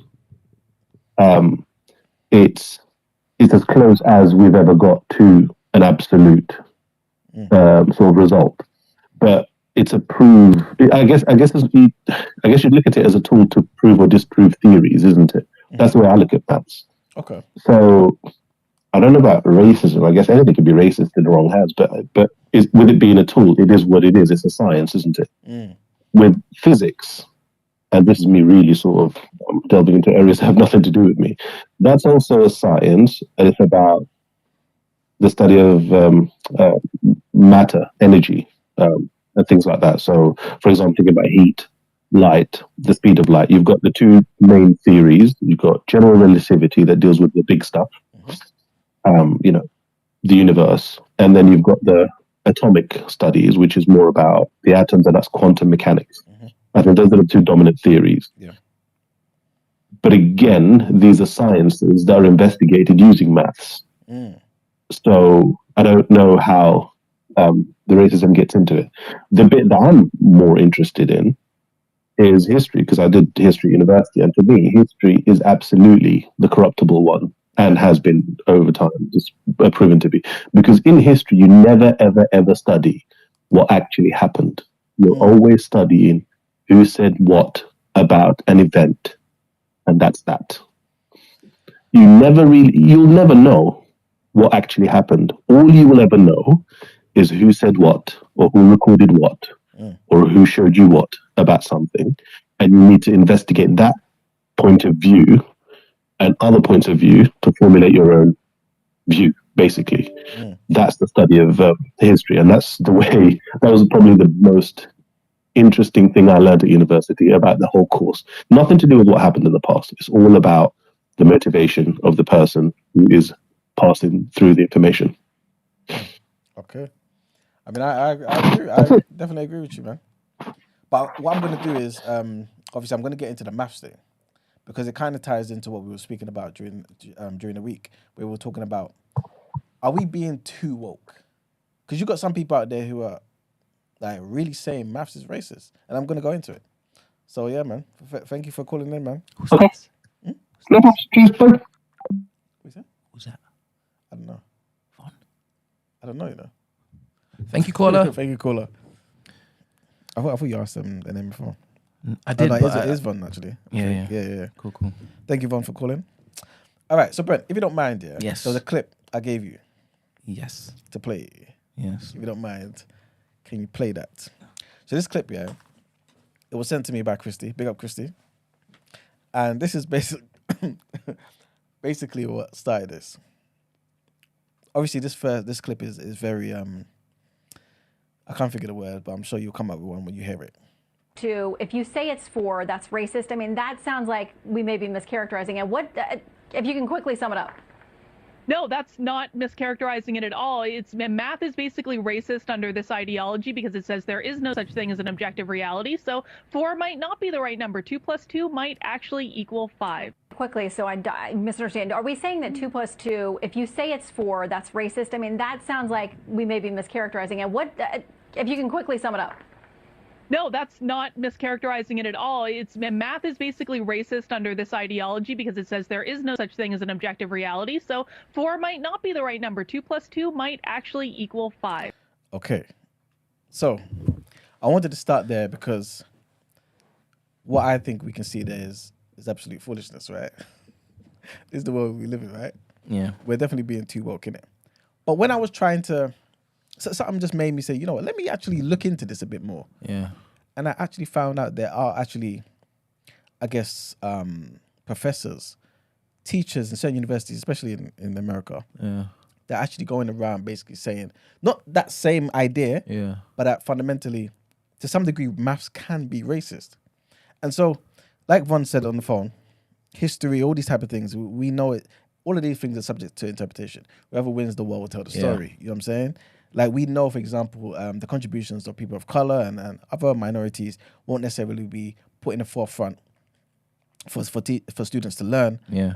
And it kind of has that racism there, right? Yeah. It also has sexism. There's going to be loads of women out there. What you hear about is Florence Nightingale. There's loads of women who made great strides for the progression of society, right? But when it comes to maths, this idea that 2 + 2 doesn't always equal 4. Yeah. When you first hear that, right? Because it kind of denies the whole objective reality and how reality for you may be different to me, which is true, right? Yeah. Can maths fall into that? You should have led with this when you asked me what racism is. I was looking for ways to basically make it so, but I didn't know this is what you're talking about. Yeah, I was going to go into it. All right. Is she saying here that we only believe that it's 4 because we've been told 2 + 2 is 4? To some degree, yeah. And that also the standard, putting maths aside, just a particular standard, right, that we've accepted as a universal standard, right? Because everything else in the universe is different. Why can't this be one of them? I'll give you because Von spoke about like quantum mechanics and stuff like that. I'll give you a little an example from that area. There's a theory out there, I can't remember what it's called, but basically, they found that things behave differently when observed. No, I watched that. Okay. Yeah, I saw that. Yeah. Cool. And when it's not seen, something else. You know what I'm saying? Yeah. Which is crazy. No one would have thought that before. Can 2 + 2 equal 5 in certain settings? Yeah, possibly, but not on Earth, I guess. Not when one is conscious, I guess. I'm still not understanding the racist part. Okay, I'm gonna bring that in. Okay, cool. But I wanna. But everything's possible. I mean, we're seeing this every day. Something new pops up. I mean, look, here you go. Okay, so like I said, you've got certain things like this. I only wanted to start here because I feel as though everybody would pretty much agree this is kind of foolishness, isn't it? Because I feel like the universe has found God used maths to make sense of everything, to do everything. You know what I'm saying? And this is why you kind of reap what you sow. Like you could be the wickedest person on the earth. If you put something in the ground in the right climate, it will grow. Right? Maths is just there. But I wanted to start there and kind of expand to other things, into other areas. So stuff like English as well. Yeah. There's this thing out there where people are thinking, you know what? Especially, I think it was in Hull University where they're talking about something called the inclusive assessment. And tell me what you think about this. Basically, what they're trying to say is we shouldn't necessarily police the whole correct spelling of a particular thing. Yeah. Because there's going to be, I guess, some groups who may not spell or talk that way. Yeah. And so the spelling is correct for them. Yeah. Of course, it's not exactly the same, the maths thing, but I just kind of want to link it in that respect. How do you feel about that? I agree. Is that elitist, though? No. And I watched a Ghanaian documentary or a guy interviewing a Ghanaian scholar. And they touched on this particular thing. Okay. I'm going to butcher it completely. But he was basically asked, how come this is called this here, but it's not called this over here? And the people over here, whenever they hear the thing, they're not translating it as how they want to translate it. They're just translating how they want to translate it. And that Ghanaian guy spoke about the importance of it being kept the way it was, regardless of whoever changed it over there. So I agree that can happen. 100%. Okay. So do you believe as though, like, enforcing like correct spelling and punctuation, things of that nature, is kind of elitist, or do you feel like That was a question you asked me, innit? yeah? Yeah.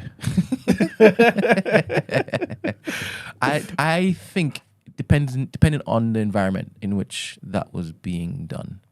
100%. Shouldn't it be just correct though? Like if we spelling your name, shouldn't it just be the same? Brent. Like why are we saying, okay, you know what? Like it's not wrong because you speak this particular type of way. Like if you're speaking English, keep it, you know what I'm trying to say? So surely there are certain names you can't pronounce because you're not from there. Okay. Yeah. And there's certain languages it's going to be difficult for you to even speak because in your youth, your tongue and how you form your mouth wasn't introduced to that, right? So it's always going to sound different. Hence the formation of the word, the N-word. Okay. Because, English people ain't got the rolling R like Portuguese. You know what I'm saying? So when you had the negro, you have the mega. Oh, you think that's how it came about? Yeah. All right, exactly. fair. Not fair. I don't know if it is that this is something I would fight for. Cool. What do you think? I feel like some things are kind of absolute. Maths is definitely one of them, I believe. When it comes to, because I kind of try and put myself in that position where it's like, cool. If, for example, I'm practicing IFA, right? And you come along, you're like, oh, IFA. You know what I'm saying? And you want to spell it EFAR, right? I feel as though if you're in my neck of the woods, right? I don't know what that is. Verbally, I can understand where you're coming from. And if we were teaching this in school, I can't say that's correct spelling. Here's a nice question to put to you. Mm-hmm. You said that IFA baseline is math. Okay. Well, this fella said it and you agreed. Mm-hmm. Does that correlate to how we see math? I believe that, let's just say you were studying astrology. Okay. I believe different cultures have their own tools Yes. to read what they're seeing. Yeah. Right? Mm-hmm. I don't think that's universal. I don't think that if translated, you might find the corresponding association in a different language. Hence the Bible. Yeah. Right? There's certain words that, no, we don't have that, so we will change it. Yeah. That's what they did to you about. Yeah, and I was talking to Esther before she left, and she was saying, look, this thing that I feel, I could only tell you in Yoruba. In Yoruba. Yeah. I cannot Yeah. describe it in English. So couldn't that be the same for math?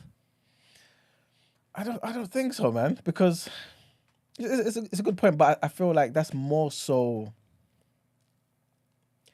What I would say is, right, she can only describe it in Yoruba, but the feeling may be the same that you may feel. But we're talking about the language though, aren't we? Yeah. We're talking about how you translate whatever it is that you see. Yeah. So using that same parallel, what it would be is she would have to come up with a formula that you're not familiar with. Yes. And so the answer will be something you just don't know. But the components of that formula, the numbers, you would be familiar with. So for example, when people started with Pythagoras theorem, right? If you was from a culture that wasn't aware of right angles and you know what I'm saying, and a squared plus b squared equals c squared, and them type of things there, like it's going to be crazy to you. But you would be aware of 1, 2, 3, like numbers. And so if I was to show you this, right, it would still be consistent where I am and where you are in your land. The application is what would cause the confusion, but what constitutes the things has to be standard in maths. I believe that every culture, every civilization has their own way to communicate what they see, what they feel, who they are. And I believe that there are lost formulas Okay. that we obviously haven't found, and therefore we can't explain or calculate certain things, right? When you go and you live in, I don't know, Japan for, let me not use Japan, let me use an ancient civilization. Because even within each civilization, when it is that you evolve, you change the language, right? Sometimes you keep the same language 100%, but sometimes it changes, right? Sometimes it's forgotten, so a new one has to be made, right? To make sense of things. But I just see it as you need to learn a different way to translate this thing that we can all see and feel. Yeah. And in doing that, you've added to your language. Okay. I don't see it as, oh, it's just the same thing, but it's just a different way of saying it. But I feel like we're kind of saying the same thing, because I feel like you're saying what makes the difference is the formula. But the things that you put into the formula has to be something that you understand and I understand, so that it can be applied in any kind of setting. You know what I'm saying? Like, I could build pyramids, for example, using sand and whatever, the blocks they use, right? But if you're in a place where it's just, I don't know, they don't have that type of materials there, it won't necessarily work.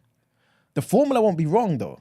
You know what I'm saying? Like the numbers won't be wrong, but when you put the numbers in, the formula won't yield what it should do for it to work where you are. You know what I'm saying? Because it just doesn't apply in the same setting.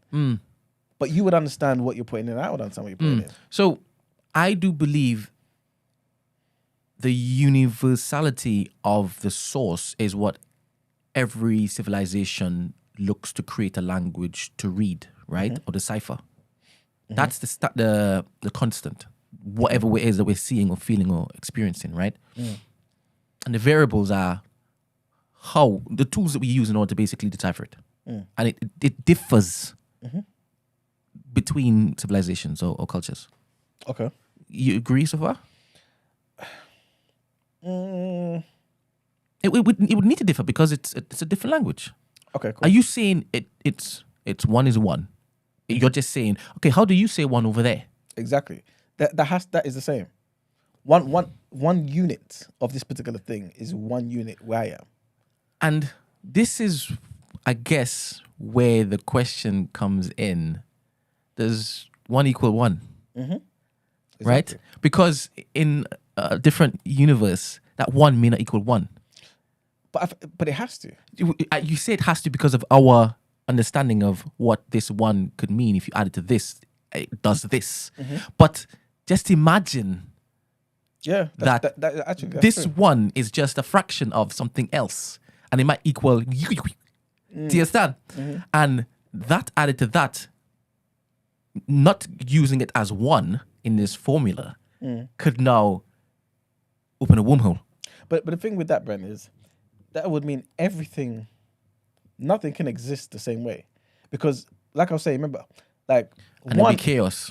Yeah. Okay. You know what I'm saying? Because, okay. Yeah. I hear what you're saying. But in this world, in our reality, we can see that what you're saying is legit because it gives results. Exactly. That you can measure. Exactly. Like if you like, I don't want to take it to this, but obviously, in one of the lessons in the Nation of Islam, right? No, I'm not finished. Okay, I'm finished. To go to Islam. Go.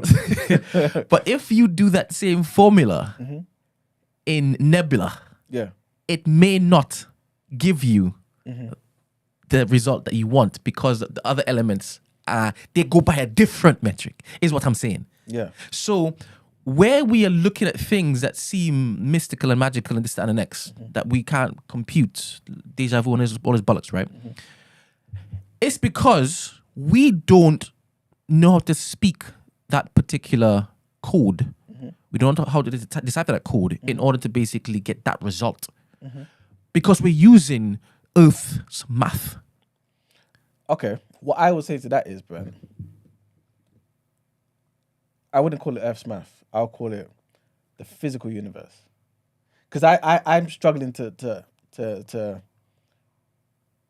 imagine a place where in a physical world right? Even if it's a different planet, Yeah, it could be 2 trillion light years away. Yeah. Things are that different because, like I was saying, one is not just one; it's one unit. So even if it was a big unit, it's one. You know what I'm saying? That singular unit is one. To be honest, you can be right. In a spiritual world, in a world that didn't have those laws. Yeah, they're cool. Because we're still using our understanding in order to communicate the things outside of this realm of ours. Yes. The math is still the math. Exactly. But this is my very important question. How did we learn Maths. this math? Because it unlocks so many different mysteries, right? Yeah. Not just earthbound, but out there. So, and it's so amazing that different cultures, different civilizations, different people, even though they speak differently, it will still match up. It will still match up. It would. Where did we get this knowledge from? It's more. To understand everything that's out there. I'm looking at the time, yeah. I'm thinking, Yeah, please. Yeah, we need to move on. We'll leave it on that cliffhanger. All right. Yes. God willing, Mark will still be sick tomorrow. So no, that's bad. That's bad. He wished death upon us yesterday, and I'll take that back. I retract it. Okay. All right. So headlines. Let's see if this works.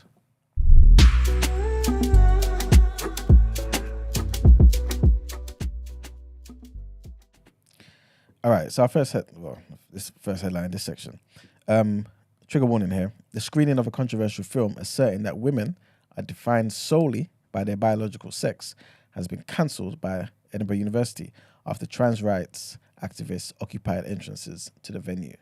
The screening of the documentary Adult Human Female was organised with the university's support after a previous event in December was prevented from taking place when protesters confronted audience members and occupied a screening room minutes before it was due to be shown. That's what they're doing, man.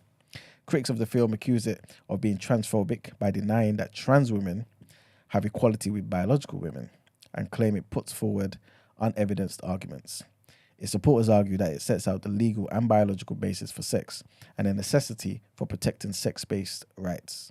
University security staff refused to intervene because of the risk of physical confrontations with the protesters, who described themselves as an ad hoc group of direct action activists and opted instead to cancel the screening. And the next headline, Pras. So the ex-Fugees musician, Pras, I did not know his name was Prakazrael. Could he be a Hebrew? Sounds like it, right? A little bit Israel sprinkled in. Yeah, I need to look into this, Prakazrael. Yeah, so Pras, he's been found guilty of 10 counts, man, including corruption stemming from allegations he used money to peddle influence in the USA. Prosecutors said that Mr. Mitchell received more than $100 million from Malaysian billionaire Joe Low that was used in 2 efforts to influence US politics. He denied the charges, telling jurors that he thought it was free money and he was a celebrity surrogate.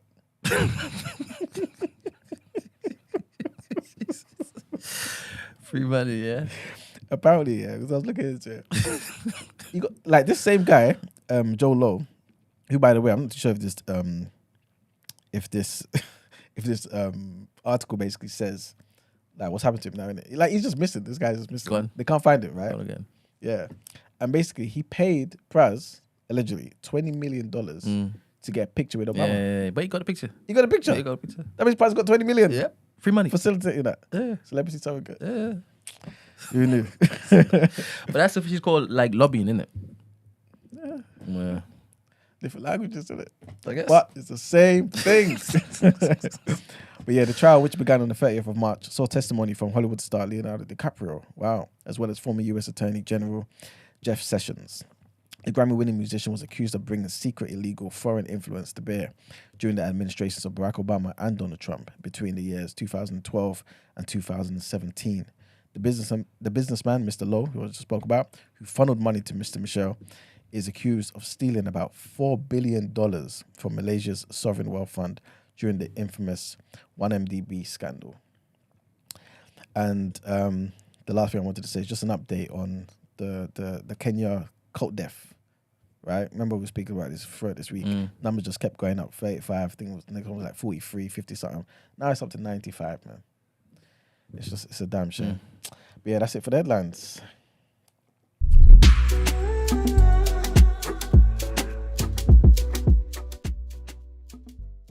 All right, people. So, welcome to the People's Journal.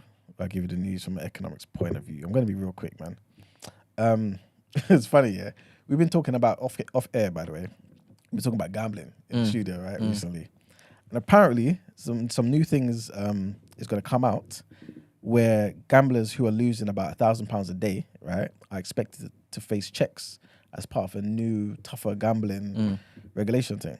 Sources are basically saying that it's going to kick in when, like I just said, if the gambler loses £1,000 in 24 hours or £2,000 over the span of 90 days. They ain't talking about how it's going to be carried out just yet. But yeah, it's crazy, man. The Culture Secretary, Lucy Fraser, she's going to be outlining the plans to Parliament later and stuff. But basically says that the rise of smartphones means now there's a Las Vegas on everyone's phone. So we got to help the society, man. So that's her thingy. Next thing I wanted to say is the cost of a homemade cheese sandwich apparently rises by more than a third. Yeah, man. Everyone's down bad, man. According to the research, which the BBC conducted. So, you know. Yeah, they're hitting white people now. Exactly. They're basically saying the price of 2 slices of white bread and a serving of butter and mature cheddar has risen up to 40p, man.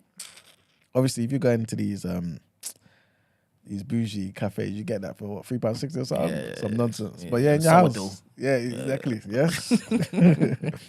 Yeah, but in your house is 40p. But what they're saying, that's up, 37% over a year. You know what I'm saying? Like, which is crazy, to be fair.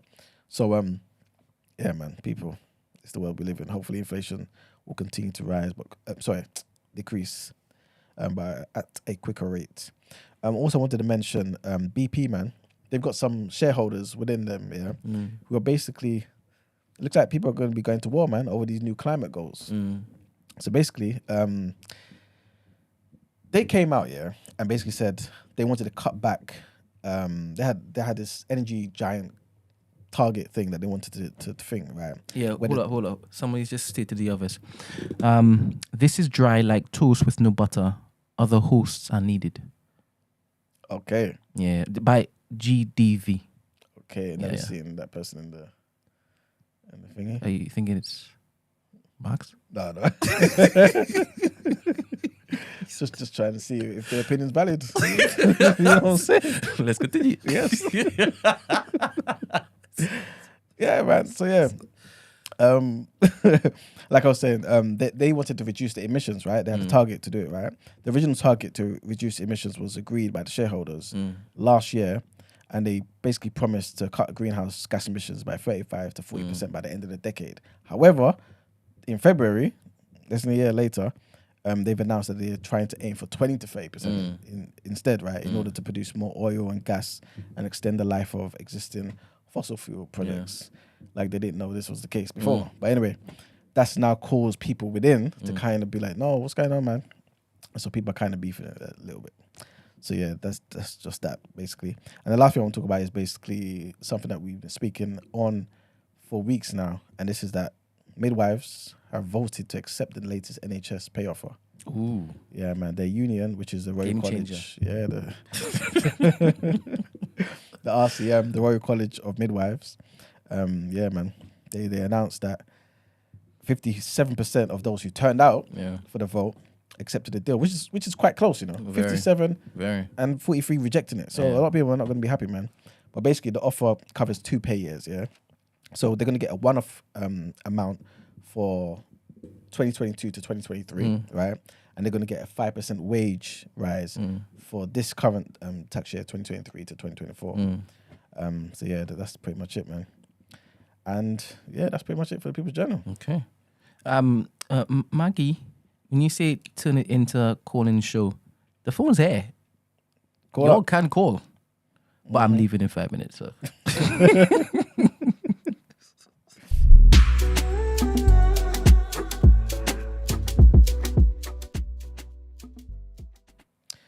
All right, so next headline. Primary and secondary schools in Ethiopia's conflict-affected Tigray region have begun registering students after a 3-year hiatus. According to recent figures from the United Nations Office for the Coordination of Humanitarian Affairs, almost 85% of schools in Tigray are either partially or severely damaged as a result of the 2-year conflict, and they need rehabilitation.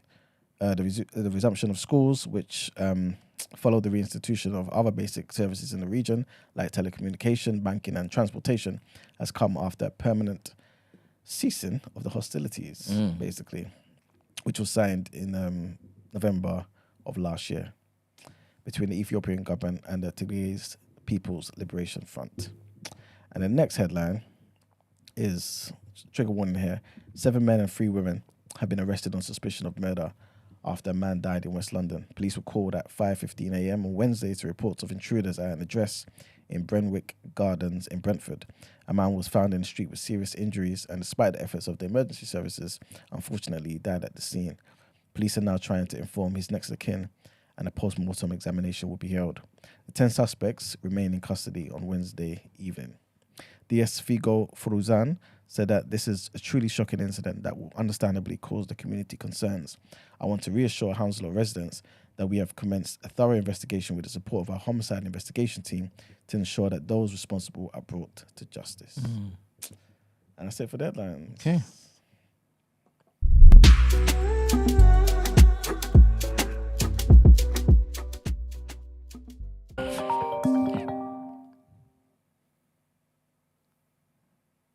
Hello, caller. Hey. Oh. Yes, Marks. Well, you try not to talk about your team's performance, no? That's not Marks. No? That's not Marks. Oh, is it? I thought it says Marks. Who is it then? Oh, It's it's me. Marks. It's definitely me. Oh, you sound What? different, man. You're not trying to talk about Arsenal's performance? But it's now the reaction. Is it the reaction? It's headlines. No, reaction now, man. Okay then. So I've got perfect Really done timing bad then. now. Perfect timing. How long you got, Brent? I have 3 minutes. All right. So just unpack your general state of and like your emotions this morning. How you feel? I'm all right. What do you mean? I am okay. So what, is the league gone or what? What's happening now? Yeah, I do believe the league is possibly gone. So what are you saying? Like second in a trophyless season. So Arteta's like Solskjaer basically, like Ollie. Yeah. That's basically what I'm getting. Because obviously we done the same thing and he was vilified for it. Apparently he was rubbish, but you're not doing it now. It's a good thing. You know, look at this thing here, bro. I only saw the first goal because obviously I'm sick in it. So I fell asleep. I couldn't even keep my eyes open. Like my demise was real. Oh. You get me? But I could just hear the goals getting slapped in. You get what I'm saying? Bad, you know. Yeah. It felt like a dream. It was like a dream. Like, like in the background, like ambience. I could just hear crowds screaming and shit. I was like, no, this guy, nothing there, man. Etihad is rocking. I don't know. You try to like not go in there with too much hope and say like, oh, if we lose, it doesn't matter because now we can concentrate on how good we've done this season and all that. But you didn't mean that, did you? No, I did. You've never met this type of Arsenal fan before, young man. Hold up, let me just put you on screen so that people know who's talking.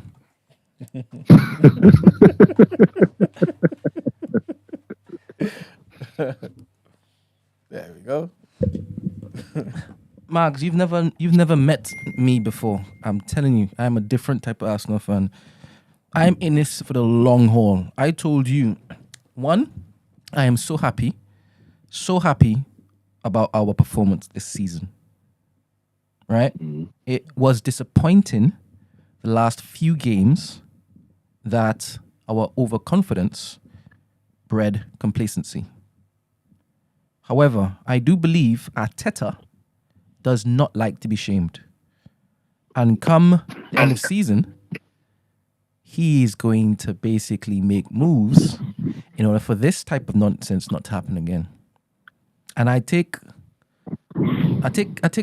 some sort of peace in that belief. So no, I didn't feel like too bad. After Is the it game. over now, or are you concentrating on your next performance? Like, does it matter? Are you onto the Chelsea game, or are you just saying Onto the whatever? Chelsea game? You I know would, that I would be like, disappointed Lampard if it is that we don't beat them though. Definitely. Everybody else. You know, beat like them. you know that. Let me tell you something now, yeah, because obviously it's like low averages and stuff like that. You know they can't lose every game, innit? Like they just can't. Like they're gonna have to. Like, it just don't work like that. Like they No, can't I don't lose like every game. you trigger me when it is you say stuff like that. Based on our conversation that we had off air, when you say things can happen for too long. No, I hear that 100%, 100%. So Chelsea and St James's Park, the next two games could be crazy. You know what? Yeah, because if you don't get any results, if you don't get the results that you want there, and we win our next three games in hand, we're only like 4 points behind you or something like that. You know? Ooh. I'm just saying. Like when I said we'll finish above you, Oh, is that still on? there's something in there. Well, potentially, because the walls are going to fall off now, innit? Like obviously, you haven't. There's no winning. You haven't won in 5 or 4. No, you haven't won in 4. Yeah, 3 losses, 2 and no, 3 draws and a loss. Yeah, your next game's against Chelsea. You haven't won in 5, so it's a battle of the shit shows. Something's got to give. Yeah, I could just see that maybe drawing, and then going to St James's Park and losing, and then drop to 3rd. Would you still be happy with your season if we passed you? Sorry, drop to 3rd. Let me see the standings. You're talking mad spicy. I don't understand what you're talking about. We have 75 right now. This is crazy. We've got 3 games. Let me see the standings. We've got 3 games in hand on you. Let me see this. You get it? All right. So who are your next 3 games? 62, 65, 68. Our next 3 games are Spurs. Shit. Okay, 1 second. I'll do it now. Don't bear with me. It's definitely we've got Spurs tonight. Yeah. And then we've got where am I? Spurs tonight, then we've got Villa at home, then we've got Brighton away. Oh, Villa and Brighton, yeah? Okay. Away, okay. So let's just say you win all 3, right? Mm-hmm. You will have 68. Yeah. And we will still have 75, right? Yeah. So you would still be what, 7? We'll be 7 ahead of you? Yeah. And you still think that we're going to just lose the rest of the games and you can possibly end up as 2nd, yeah? I don't know. I'm just saying you've got more points to drop before the season's over, innit? Like that's facts. That's not even my opinion. That's just the way it's gonna go. So I don't know. Again, you've got Chelsea, Newcastle, then Brighton, then Forest at home who are playing for something. Like, do you know what I'm trying to say? Like, so you're gonna drop. So how much are you beating Spurs today? Because that's the focus that you should be focusing on right now. How much are you beating Spurs? 2-0. All right, cool. So let's talk tomorrow, yeah? All right, then, cool. All right, goodbye. Ciao. Yeah. You flopped, by the way. You were supposed to put it on me. He hasn't got his energy. I think he's mindful of the time, innit? Yeah, me leaving. Mm-hmm. Thank you very much, Max. Anything else for the reaction? No, that's it, All right. What?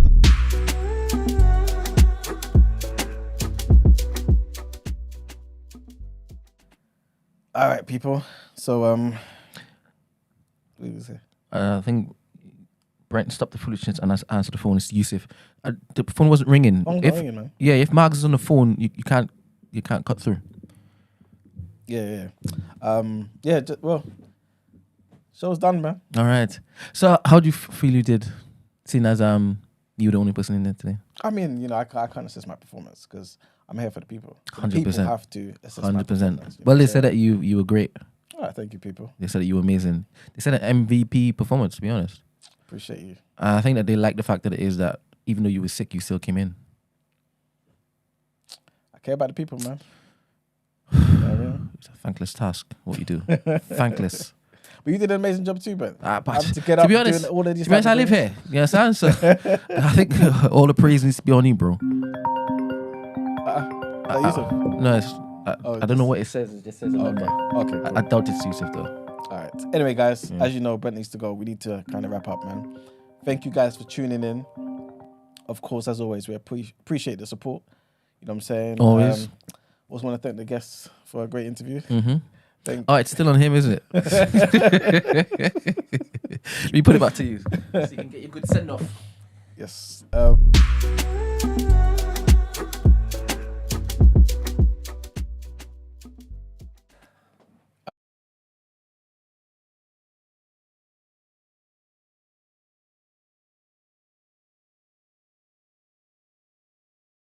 Remember to like, comment, and share the videos. You know what I'm saying?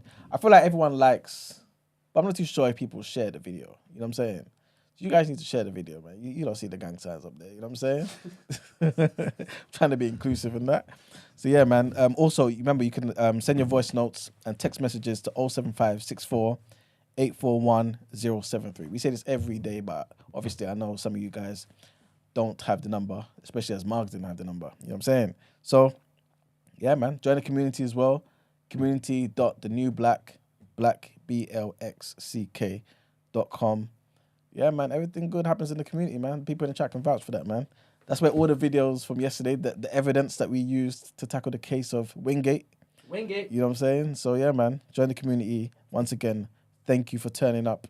Hopefully tomorrow we'll have a good show. What will happen tomorrow, then, Brent?